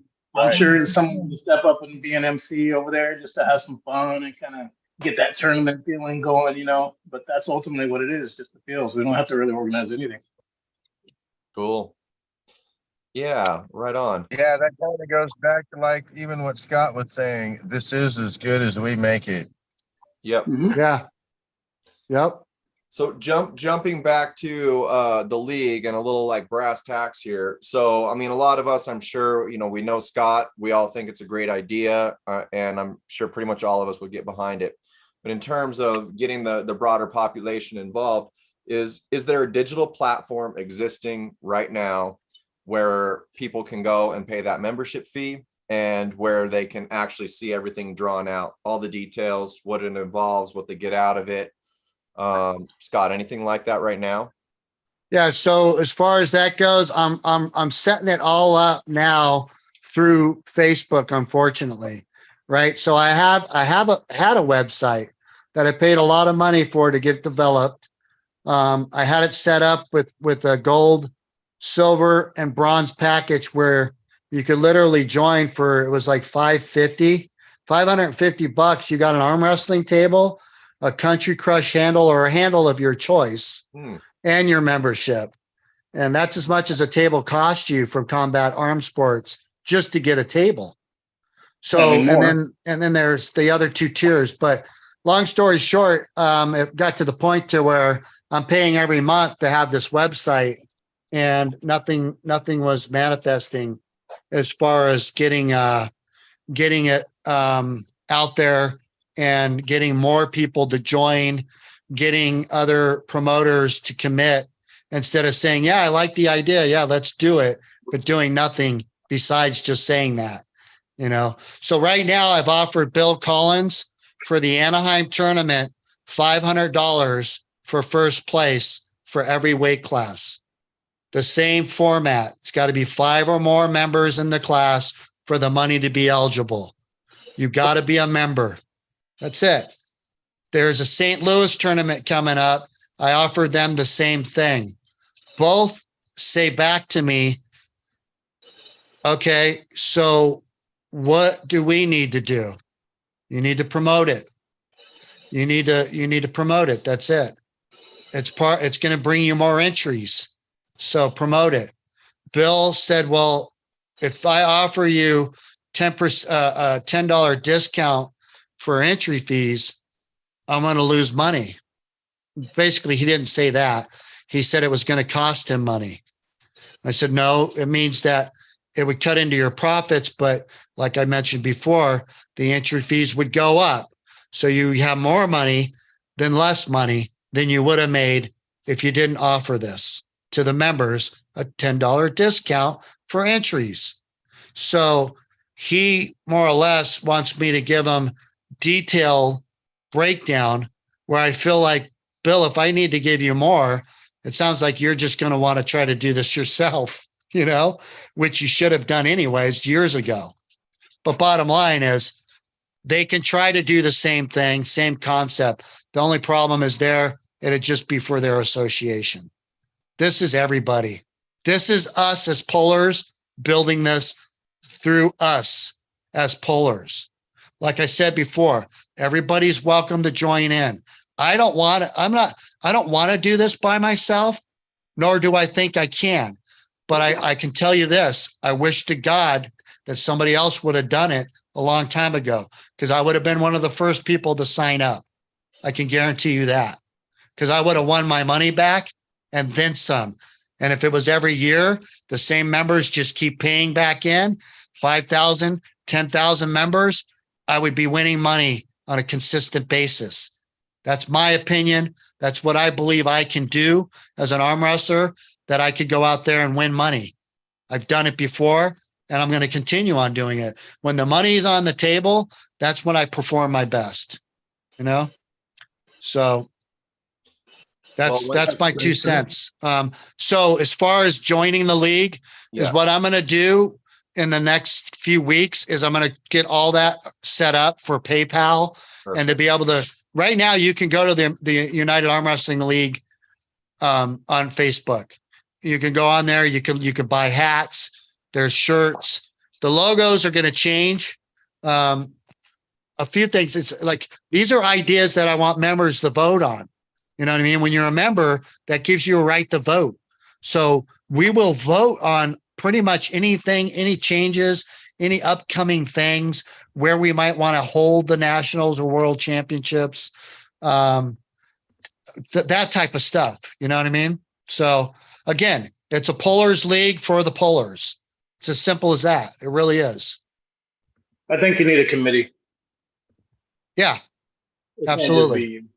For sure. Absolutely. There has to be several people that are kind of keeping watch and making sure Yeah. everybody knows what's going on. Because, dude, you're already at the stages right now where you just need to teach people how to do it and then let it run itself. Right. Yeah. You can't do that. Yep. Yeah, and I'll be the first to tell you, I don't run businesses. I'm in the union. I work for production companies. I make great money. I get the best benefits in the world. So I don't need to do this. You know what I mean?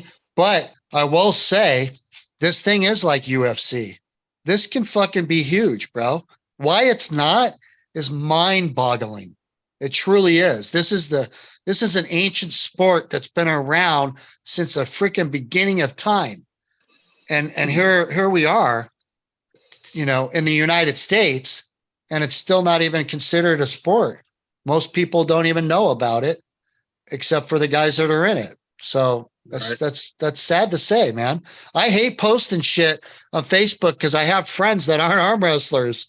You know what I mean? And I'm like, look, I hate talking about negative shit in the way that I'm in a sport that I spend money to do.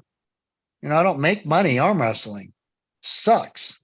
Now, Fucking this is sucks, man. United States Arm Wrestling League or United Arm Wrestling League? United Arm Wrestling League.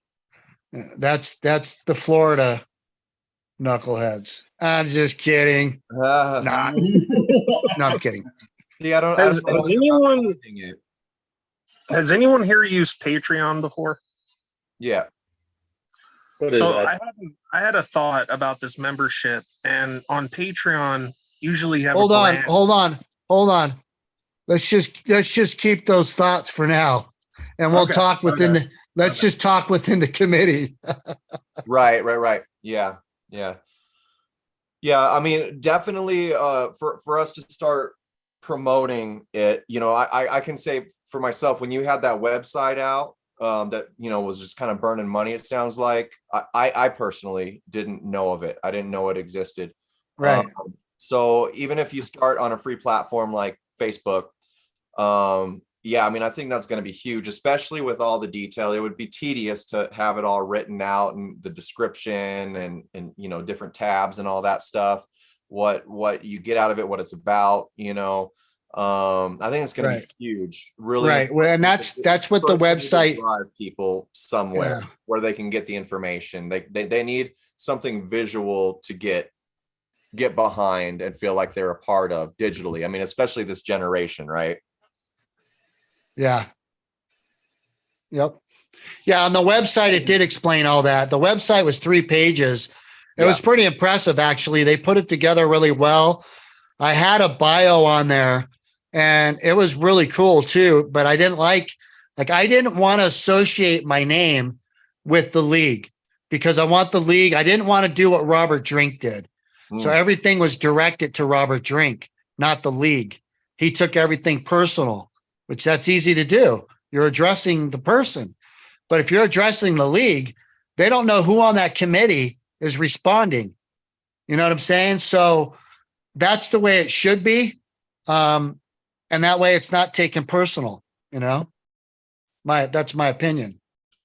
How many people do you have to get up to start putting money towards the tournaments? Maybe you've already answered it. I'm not sure. How many You people? Yes. Let's see if I'm on camera. Yeah. Well, obviously the more the better. I mean, if you only have 100, and that's what 100 times $100 is what? $10,000, right? Yep. So that's 10 grand. That ain't much, but hey, that is a tournament with payouts, you know. And if it's one tournament a year with 10, or let's say 2 tournaments with $5,000 purses, you know what I mean? Then you got 2 payout tournaments. That's it for now. But like you were saying, maybe that's what they need to see to watch how it works and go, well, maybe I should be a member, because if I can win again $1,000 if I'm a member, if I'm not a member, I can still win money, but it's only $100, Okay, right? fair enough. Have you Yeah. thought about implementing, I guess, a cheaper membership for, say, fans that still want merch or access to live events, or any way you could provide them value? As far as like, hey, I don't want to compete, but I love watching this stuff. And say I have a family member that doesn't, and I still want to contribute. Right. Which Jonathan Woody, you guys know who Jonathan Woody is? Sounds familiar. So he's an arm wrestler. He's actually pretty good. And he also is a promoter. He usually throws, I think he throws sometimes like 2 tournaments a year, but he definitely throws 1 tournament a year, which is in Myrtle Creek, Oregon. And he benefits the suicide prevention. All the money goes to suicide prevention because Oregon has a high suicide rate. And he's personally had situations that he's had to deal with. So he throws this event every year. The Myrtle Creek is an awesome bitchin' outdoor gazebo theater that's in beautiful, like just the beautiful surroundings. He gave me right off the bat, he donated $500. He's all, dude, this is the greatest thing ever. This is a great idea. He freaking donated $500 right off the bat. Yeah. And then there was a few other guys like Paul Lynn immediately joined. Paul Talbot joined. Justin Bishop joined. Jeremy Patricio joined. We had a bunch of big names join immediately. And I was like, well, hold on, dudes. I don't have this thing set up yet. Like, I can't take money. I don't have any way of doing it. Like, I don't, and now I have an LLC. I had a bank account. I had a website. So now I still have the LLC, which I just renewed. It's $350 for that business license in Nevada. So it's legit.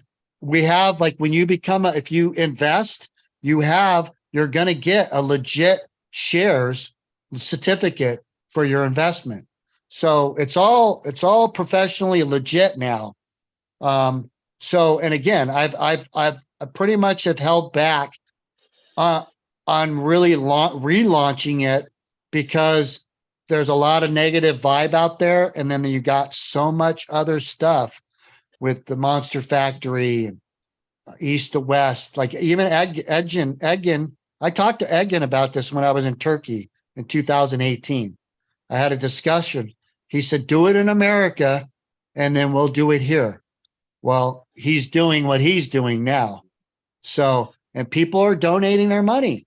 They got the big names, but guess what? It's a small select group, as it always is. It always ends up being the same pretty much the same guys that are benefiting. And those same guys, because they got these huge social media backgrounds and followings, they're utilizing because that's their promotion. And it's working for them. As us for pullers, I don't know if it's helping us much. So a lot of people think that it's growing. I see it growing sideways, not up. That's it. It's just growing sideways. So this is our opportunity to make a difference. Hey, we might fail, but I don't see how. We're the only ones that can make it fail.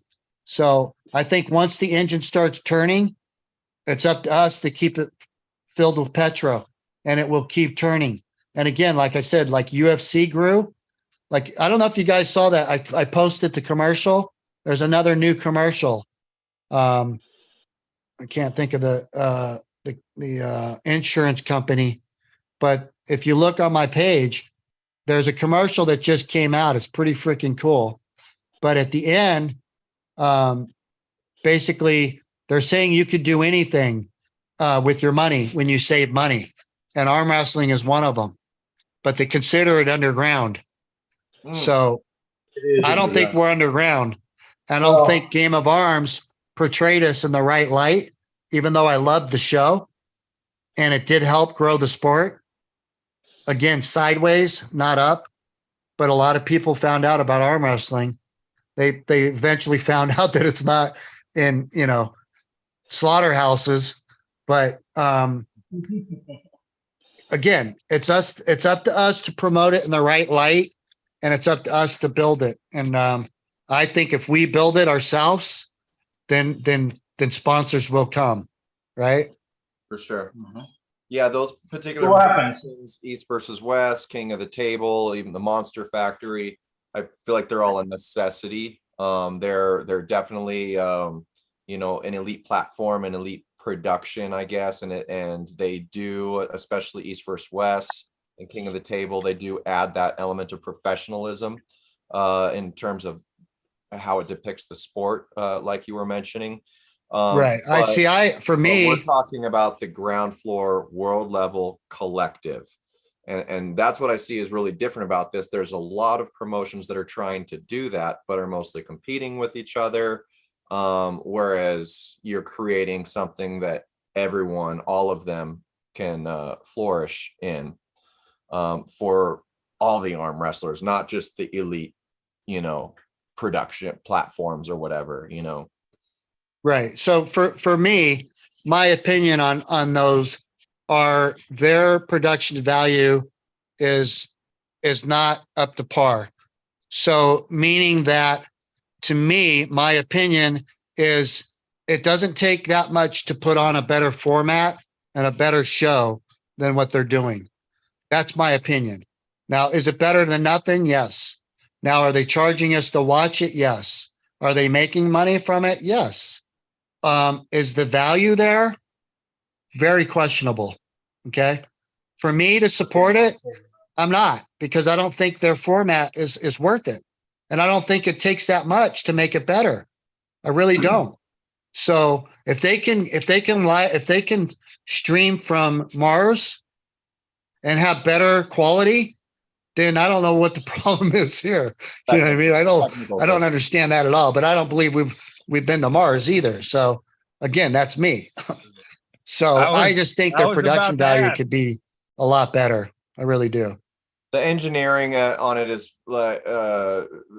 slowly improving with each one, but definitely the fact that we're not in a bar in these. They are creating a sense of an arena, a decent stage. The one thing I'd like to see more in them, we're not like in the big COVID lockdown anymore. We need to see a crowd. We need to see it look like a gladiator arena, I feel like, and have absolutely 100%. It's just this small kind of select crowd that we don't really see or hear. We really need to feel the energy. And even more so if they created an arena atmosphere like that, where they can shoot 1,000 people in there or more, spectators, then that's an opportunity for more fans to want to get involved or get tickets, and have some value there. Agreed. 100%. Yeah, the format has to be set up for the average Joe to want to watch it. You know what I mean? For it to be entertaining enough for somebody on the outside to want to watch arm wrestling. You know what I mean? So standing around in a circle, like you said, the gladiator arena is the ticket. Bleachers looking down onto arm wrestling, in my opinion. Right, where there's no escape, Kane. Actually, does anybody in this chat know anything like that around Southern California area? Some kind of arena type of venue with stadium seating? I can make that happen. That's what I'm saying. So my studio background and staging, I already have that format already on paper.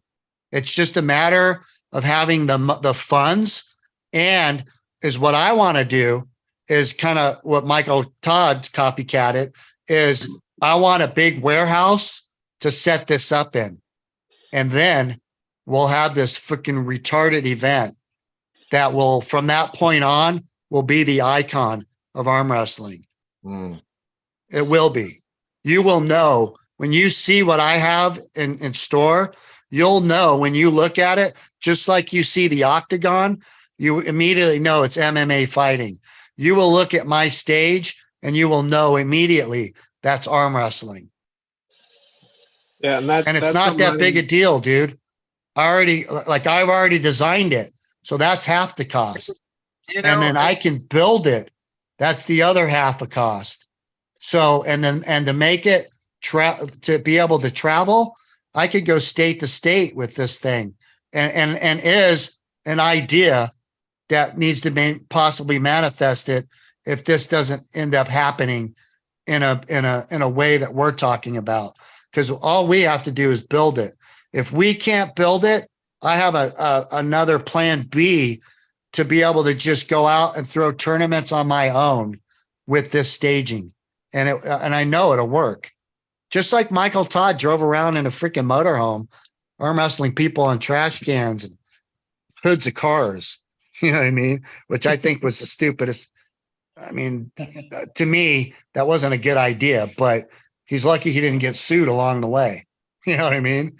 But whatever. The North versus South seemed to me anyway went so well and was so popular was because it wasn't just a small elite group, it was everybody else, and that's why it included everyone. So I think when you're doing things, if you're gonna be involving everybody, is gonna be a better bet than going into an elite corner, because I think it's, again, the North versus South was because everybody felt included in that, and that because everybody was included, that even broadens your fan base too, and people who are being rooted for. So I think that's what was the difference of the North versus South versus maybe some of the other shows or get-togethers that are put on. You know, again, it did cater to people that weren't anybody, including myself. You know, I hadn't polled in a long time, and I got to Poland that there just to compete was that was a kick, you know, and again, it brought everybody in. None of us really experienced much of that through our arm wrestling lives, have we? I mean, I know I haven't. So it was definitely unique, and I think it was because, again, it wasn't just going into a corner anywhere. It was catering to everybody. So I think that's why that was such a big success to me. I want to know one thing. Why, and I can say this on YouTube, why did that fag Derek Smith walk away with the team trophy and didn't compete? Well, I mean, it got given to the whole South, and everyone there collectively kind of just all said voted that he'd be the he was ambassador. going to hang on to it. So I didn't vote. Fuck that. yeah, I mean, it kind of just happened. Well, listen, I mean, since I got you guys on here, we should have that at the SoCal Armfest events, because that's where most of the teams go to anyways. But You I should. guess nobody asked me. well, here's the deal, right? Since you guys are on here, Josh, Grizzly, you guys have the authority that he has to pass that trophy around to the other members that were on the team. Has he I not? don't think Derek would care. I think if somebody took it past Derek, No, like, I know. hey, the trophy, I know, but he'll I be don't like, wanna- There you go. Yeah, I don't want to kick his ass or have Tony kick his ass for me. He already said when we were there that he was going to do that anyway. Yeah. We gave it to him because he's the easiest to hunt down when we try to get it back. Oh yeah, You can see him real easy. Like, not hard to find, Derek. there it is. Yeah. I want to add to what you were saying, though, Don. One of the other things that really stood out to me about that was the super match format of North versus South. And we didn't have stadium seating at that event. You know, we didn't have that gladiator coliseum like, you know, environment, but it felt that way. And it was because it was, you know, in terms of numbers of athletes, it was comparable to a tournament, but in terms of how it was formatted and laid out with super matches, that's what made the crowd surrounded and hyper focused on two athletes having a match like gladiators, you know. And that's the hard thing for me with tournaments. I think they're great as an arm wrestler, you know, especially I guess if you're trying to win some money or something like that. But in terms of spectatorship and watching it, it's about as unless it's done differently. And I'd love to hear your thoughts on this, Scott. It feels a lot more like a business convention, a rapid paced business convention to watch, you know. Okay, so-and-so Stavanovich, come to the table and arm wrestle, you know, Mr. Morrow, and then, you know, next, and then this person, and they're doing that 2 or 3, you know, people at a time. And so you're not really getting that dynamic, you know, until you get down to the finals, maybe. Right. I don't even know if there's a way to do that. Is what I think as far as the format. I mean, there was a lot of matches, right? A lot of matches, but the key to that was you had 2 different sides. You had 2 different teams. So you got team camaraderie. So you're backing up your team. And that's the beauty of this concept. And that's what's going to make this sport blow up.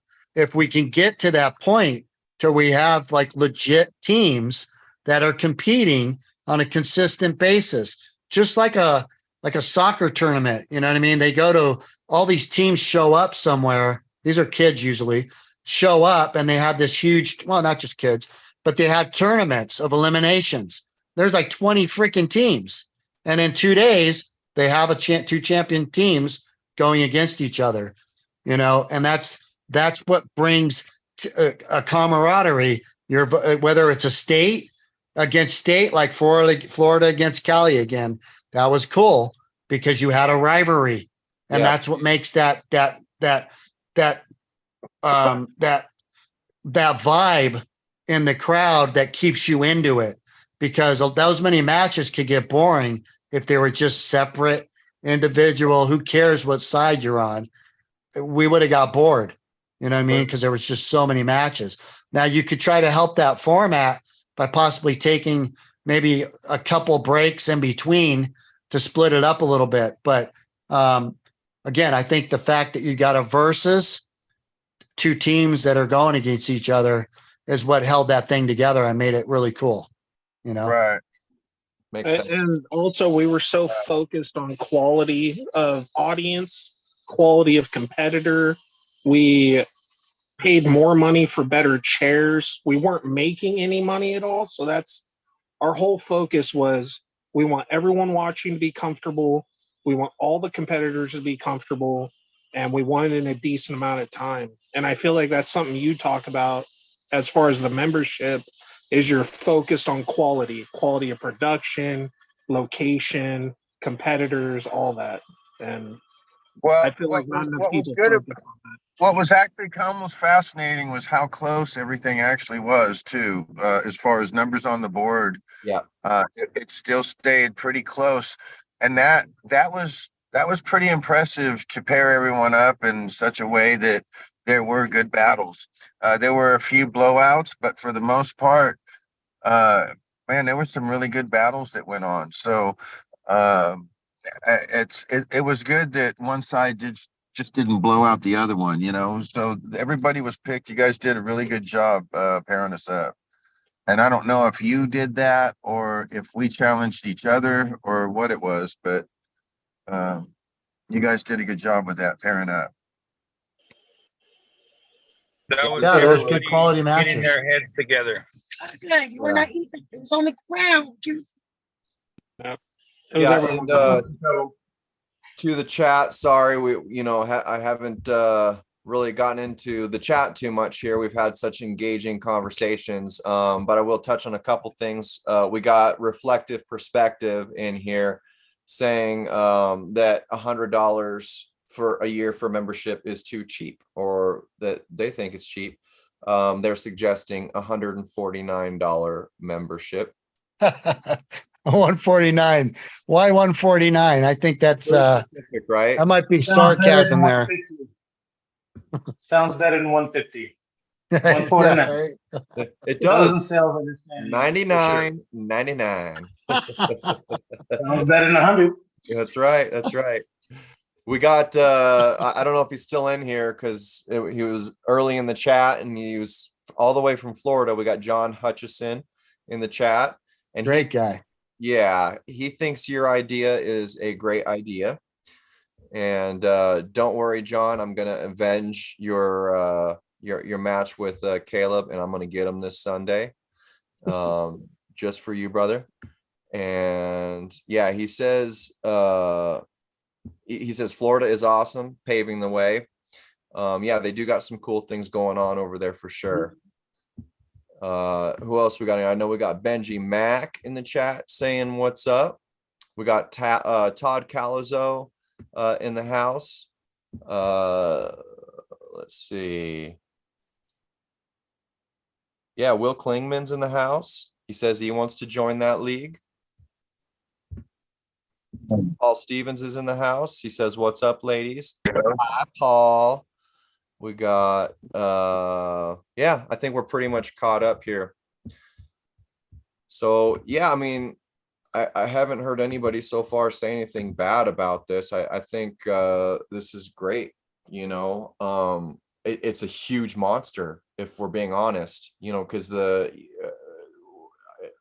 what makes it such a cool madcap concept to me is there's such a high ceiling to it. There's so much that you have put into thought and practice with it, and there's so much that can be done with it. So I'm personally excited to try and help just with whatever square one is, you know, plan A, you know, if it's just that platform and us starting to drive people over to it, you know, and start collecting those memberships. Sounds good. Definitely. Did you guys all watch King of the Table 7? Unfortunately. Unfortunately. Hey, who won? Who won between Coach Ray and Egan? Honestly, that's why I bought it and tuned in. You did? Yeah. Won 6-0, no problem. Really? Yeah. Yeah, no, Wow. not even the slightest of an issue. Did he lock up with them at all and like arm wrestle or just flash them? Flashed them. You could have flashed him. He the last two rounds, he said that his shoulder was a little pinched, and so he was pulling a little bit slower. But he was still too much for Coach Ray. Coach Ray even said it himself. He was just way too much for him with his move. Wow. Yeah, I think Coach Ray said it felt like, I mean, not only that it was really strong, but that he was just taking everything away from him. And that it really is what it looked like. It looked like Coach Ray didn't even get, even in that last slow pull round, didn't really look like he even had an opportunity to get into any angle or anything that where he could access his own strength. That's Why? Because of the setup?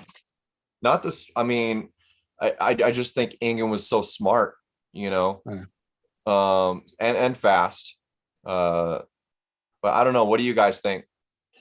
I think Engen was just way stronger than him. Like, it didn't even. It just looked like no matter what Coach Ray did, he just had nothing. Mm. No, that's where the gear plays a factor.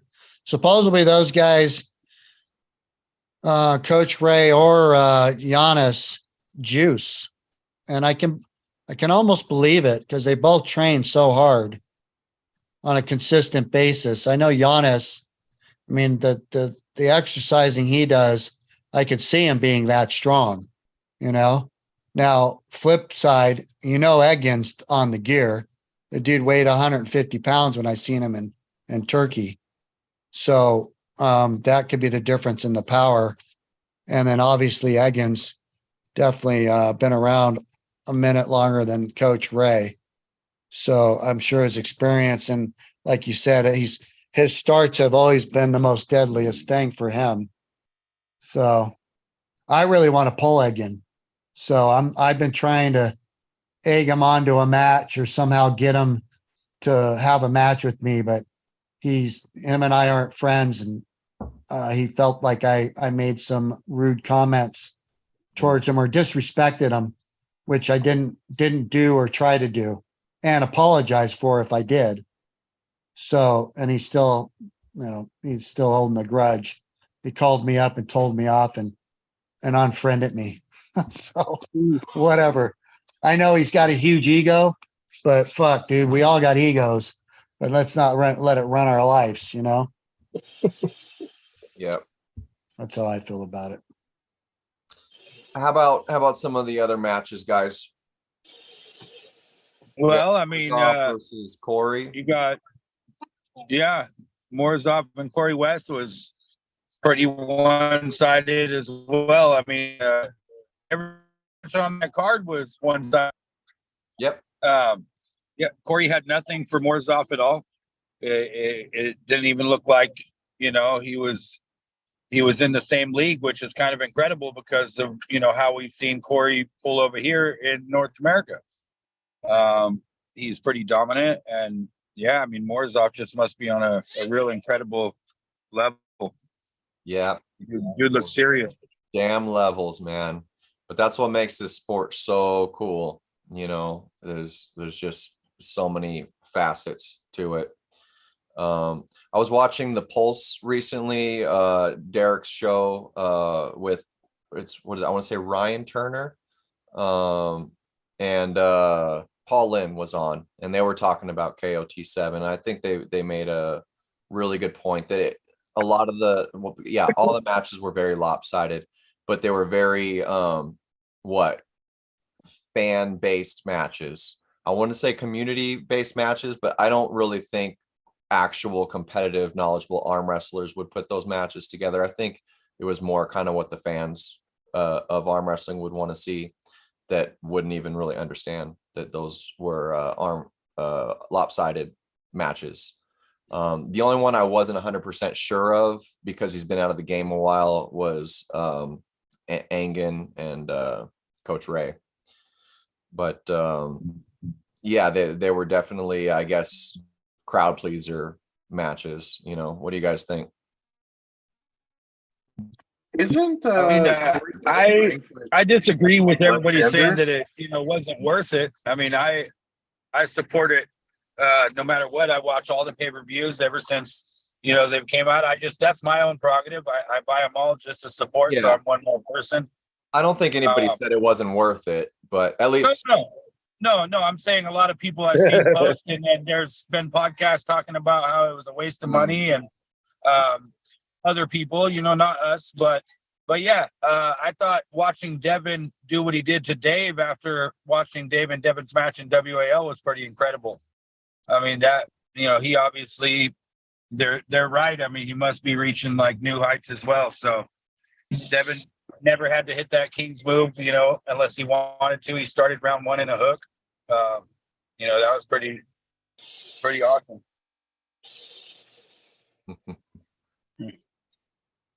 I think Dave's issues. He got married. Nah. You say he definitely got married. He got married. He lost his power. Oh, the night before, right? Daddy was so beast before he got married. Now he's a married man. Okay. This is what I think about Dave, and God bless him. I love Dave.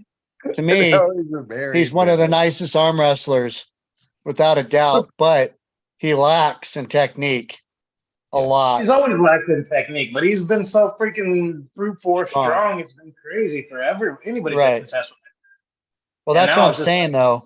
He's all happy, getting corn fed. He's got his dinners going on. He's enjoying life, dude. Yeah, true. Well, he just sits back and plays his video games, right? Spend a little extra time away from the table, away from working out and doing what he's used to doing. Yeah. Life does that shit to you, man. It does. People don't believe it, but it does. Yeah, and there's nothing wrong with that, man. A lot of us, if we could be as strong as Dave and you know, shoot, I mean, is it maybe because he doesn't train specifically for arm wrestling as much of these guys that his technique might be lacking or something like that? But does he have to, you know? And he's still getting invited to all these promotions and great matches.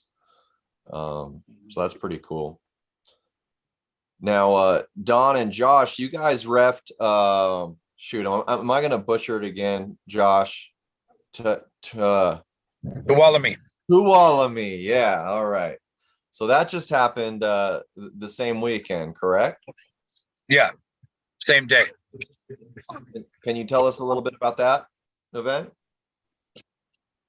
Yeah, it was awesome. It was put on by Jody Smith and the Armbenders up in Tuolomne, which is a nice little mountain town up by Gold Country. Yeah, it was a decent turnout. The classes weren't too huge, but they were combined classes, so they ended up, you know, having enough people in the classes to make it decent. Me and Don, we were repping the amateur table, and then Mike McGraw and Tino were doing the open table. But yeah, it was a pretty good time. Casey had his open class there. He pulled and he went first place on the left hand, second place on the right hand.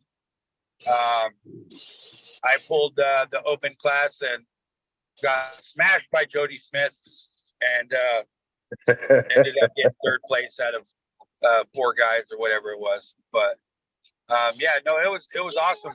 You know, Caleb won his class. He only pulled left-handed because he's pulling you in a couple days, but he pulled his class, which was the 165 class, and then he pulled the next class up, which was 166 to 198. He won both of them gold. So pretty impressive. He beat Aaron Blevins twice. And he beat Doug Brownfield and then Lorenzo. So yeah, he had some pretty tough matches to get through, and he won both those classes. It was an exciting day overall. Yeah. Get over here. Yeah. Taylor's pretty exciting, dude. He's a fun arm wrestler to watch. Yeah, he is. And definitely has a lot of energy. Yeah. That's why I want to pull 2 guys I'm pulling too, because Mr. Michael Brown too. I want to pull him right-handed. Yeah, he's pretty nutty on the table for sure. Yeah, he's definitely fun. Michael I'm Brown. taking bets if anybody wants to place any bets on those 2 matches. I'm taking bets. Really? Who do you Yeah, got? yeah, I got Don. I got Don, of course. I got Don if anybody wants to get on the other side of those. Okay, so what? He's going against Kane? Kane left-handed. He's going against Kane, left-handed, and Michael Brown, right-handed. Okay, I got Kane. I got Kane left-handed. Mike, I don't even know who that is, but Kane I got left-handed. Brown. What are we betting? You don't know, Oh, you don't know who Mike Brown is? Mike No. Brown. You seen that? Yeah, you know who he is. No. I'm sure you've seen him before. You probably just don't know his like name Yeah, specifically. he trains in LA all the time. Really cut. Yeah. Really He's- cut, dude. Never heard of him. Don't know who you're talking about. okay. But I got Kane left-handed. What do you want to put on it? It's up to you. We 100 can do a beer, push-ups? We can do a beer. We can do push-ups. We can do a joint. We can do $50. Whatever you want to do, man. Do All those right, how 100 about 20 push-ups bucks? come in installments? $20 and beers. No, I already got my Sounds beers are covered. It's a Wait, bet. is this like coming up or no? That's East versus West, right? Sunday. No, SoCal Armfest. this weekend. Oh, that's this weekend. coming up. Saturday. This Saturday. Okay, yeah. This So my Sunday. beers are covered already with a Kane. So let's put $25. Deal. 25. How long you been arm wrestling, Don? Huh? All right. It's a bet. How long you been arm wrestling? Who, me? And actually, Yeah, I'll no. take I I'll take started. Don right-handed. I started, I don't know, shoot, that was back in, what was that we pulled? 80, I mean, 96? What was it? So probably 96, yep. a couple years before that is when I started. I did one Petaluma amateur, and Mike McGraw snatched me up right after that and said, I'm going to go to the Queen Mary and do a pro tournament. And that was my first pro. So, and then Don was a pulled beast. probably, The dude was muscle bound. I probably pulled for I don't know, maybe 6 years, kind of on and off for one at least. And then I just dabbled and hit a local one here and there, and would win at least first, second, or third, in the local ones. But I would just pop in, but that would usually get me hurt too, because when you don't train, the tendons just don't take that as well. So so I paid the price of stuff like that. But this time I kind of been training this year.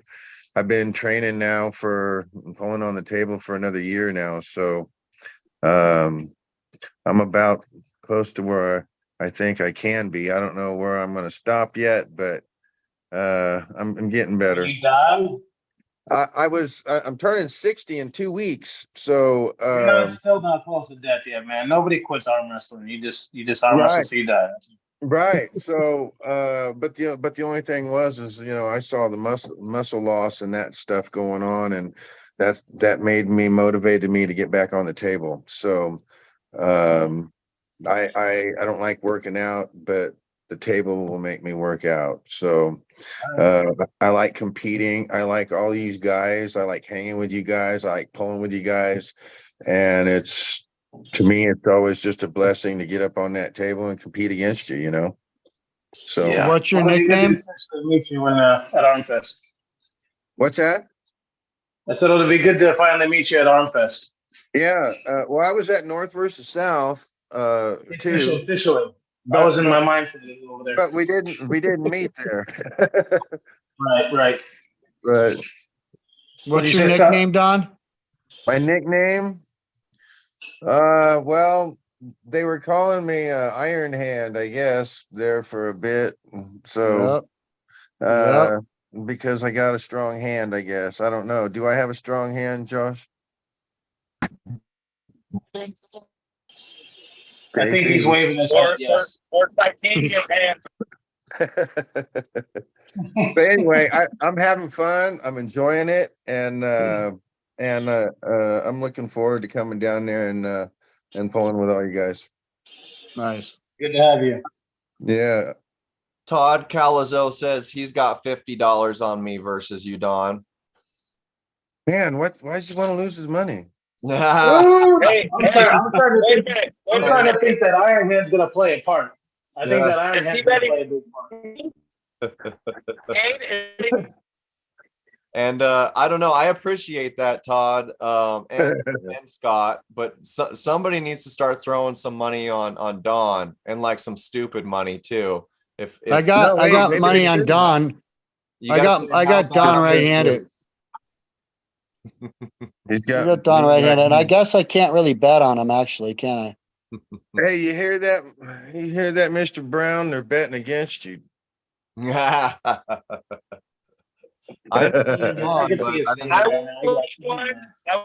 one wants to bet against them. I will bet. Hey, you know what? Put it this way, because I never underestimate anybody. I wouldn't put money on anyone. Yep. Guys, I gotta go. It was a good time. Yeah, I think we're gonna call it a night, everybody. Todd says his son Elijah has $5 on me too. Oh man, you're giving me too much confidence. Somebody bet on Don and make me mad. Come on. Later, guys. Looks like I'm walking away with $80 that day. You're supposed to be my wingman here, Josh. You're supposed to be my co-host, my brother in arms. What's going on? I feel hurt. Hey, listen. I was saying, buddy, brother. Listen, you shouldn't want me to either. Yeah, it's true. You're the only one here fueling my fire here, brother. If me and you both bet on, we split the money out. Selling. Oh, nice. Kane, Yeah. just remember, like I said, just remember, man, I'm turning 60. Okay. So just, I'm gonna start using that one. We were talking before the show started, and the interesting thing is, so my right-handed match is with somebody that's almost 20 years younger than me, Caleb, and then my left match is with somebody that's can I say this, Don? Almost your 20, daddy? oh, you already said it. So 20 years older than me. Yeah. Your daddy? Daddy? Yeah.